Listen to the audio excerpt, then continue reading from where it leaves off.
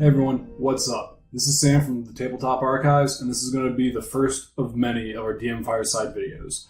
Before we get started, just a friendly reminder to go ahead and like and subscribe our video, and if you like what we go over here, please make sure you hit that notification bell so you get updates whenever we post new content, which will happen Wednesday-ish. The DM Firesides are going to be primarily focused on discussing tips and tricks on how to be a better dungeon master, or whatever term that you prefer, and so that you can get more out of the time that you spend gaming, both for yourself and for your players. Now, Nick and I sat down, we came up with about 700 items that we could talk about on the DM Fireside. But we were having a hard time deciding where we wanted to start with all that, and then it hit us. We should probably describe what a DM is in the first place. The DM, Dungeon Master, Game Master, Storyteller, whatever the game system that you're using calls it, they're all basically the same thing. And they serve a very important role. You act as the engine of the game, and for anyone who is familiar with what that term means in a video game context, I'm using it here in a very similar manner. For anyone who isn't familiar with that, a video game's engine, it refers to the software environment in which the game is developed. It includes things like the AI that controls non-player characters, includes the game's physics engine, and it controls the fundamental program that iterates through the game's code to actually make the whole thing work. It is what dictates how the game describes the things around your character, and what makes all of those things, whether they are the environment or other characters, react to your actions. Now, this isn't a perfect metaphor. The game rules in a tabletop generally tell you things like how physics behave or how a creature can act, which it does through mechanics, which is a term that refers to the rules that abstract narrative things, such as the burning heat of a dragon's breath, into an arbitrary calculable value, like 12d6 fire damage in a 30-foot cone. You don't have to come up with all that on your own. The game gives that to you. But as the DM, what you do is you arbitrate these established rules, and you iterate through the core cycle that drives gameplay. At the most fundamental level, a tabletop game functions on a 3-step cycle: describe, act, interpret.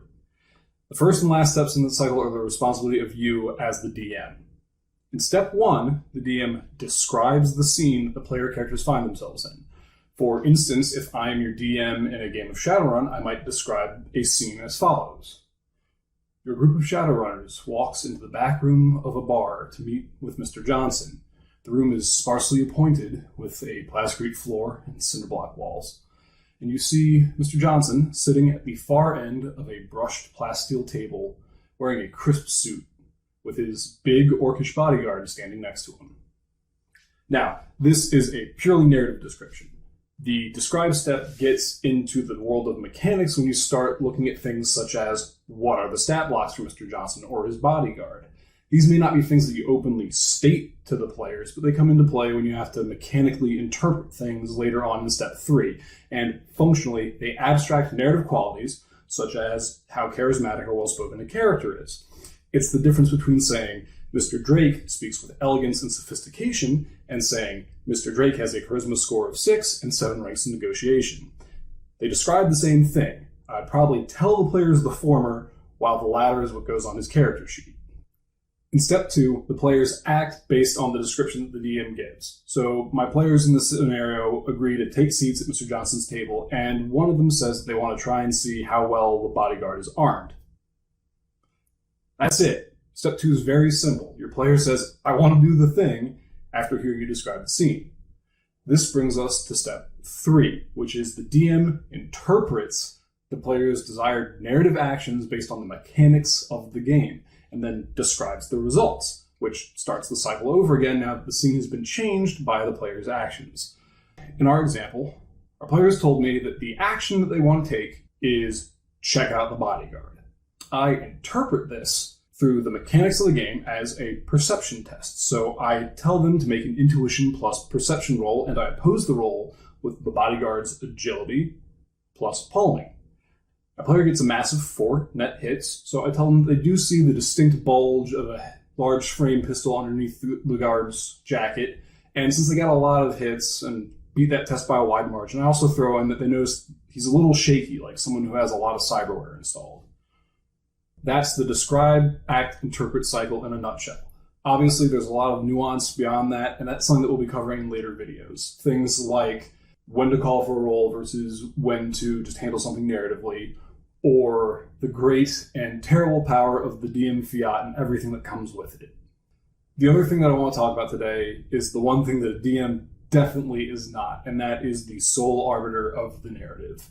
We're going to do a video down the line, probably several, about storytelling tips and best practices. But I am mentioning this here because the number one thing that I consistently hear as a source of friction between DMs and players, especially new DMs, is the failure of a DM to allow the players to have agency in the story. Tabletop games are a collaborative storytelling experience. It's kind of like writing a book, except you as the DM or the author only control what your story's supporting cast, antagonists, and the environment are doing. Your protagonists are totally under their own control. If you do absolutely nothing else as a DM, let your players make their own decisions, and let those decisions impact the narrative, even if it's only in the short term. Anyway, we're getting out to wrap up time here. If you have any suggestions for future Fireside topics or questions about a scenario that you encountered while playing a tabletop, go ahead and leave a comment below. We'll get back to you, and if it would make a good video topic, you might just see it here by my notional Fireside. Again, if you like this video, please like it, subscribe, and if you are interested in seeing more of this kind of content, go ahead and hit that notification bell so that you get updates whenever we release new content, whether that's a Fireside or an archive dive or something else. It's been great chatting with you all here today. I look forward to seeing you here at the Tabletop Archives.